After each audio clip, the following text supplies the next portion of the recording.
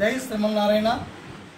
తిరుపతి లడ్డూ ప్రసాదంలో జరిగిన అవినీతికి మన పవన్ కళ్యాణ్ గారు ఒక ప్రాయశ్చిత్త దీక్షను చేపట్టారు.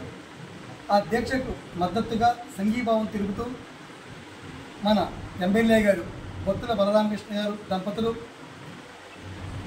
సోమవారం 29వ తారీఖు ఉదయం 8 గంటలకు జనసేన ఆఫీసు వద్ద నుండి లక్ష్మీ నరసింహస్వామి యొక్క ఆలయం వద్ద వరకు కూడా జన సైనికులు, తెలుగుదేశం కార్యకర్తలు, బీజేపీ కార్యకర్తలు, వీర మహిళలు, భక్తులు, ప్రజలతో తండోపతండాలుగా ఊరేగింపుతో స్వామివారు గుడి వద్దకు చేరుకొని ప్రతి మెట్టు శుద్ధి చేసి పసుపు కుంకుమలతో పూజలు చేసి సాయంత్రం దీపారాధన కార్యక్రమం కూడా ఈ యొక్క కార్యక్రమం అయ్యే వరకు కూడా వారి దంపతి ఇక్కడే ఉంటూ స్వామివారిని అటువంటి అపచారం అవినీతి జరగకూడదని ప్రాధాయపడుతూ వాటి దుష్టుల్ని శిక్షించమని కోరుకుంటూ మరి వారితో పాటు మనందరూ కూడా భాగస్వాములై ఈ యొక్క దీక్షకు సంఘీభావం తెలియజేద్దాం.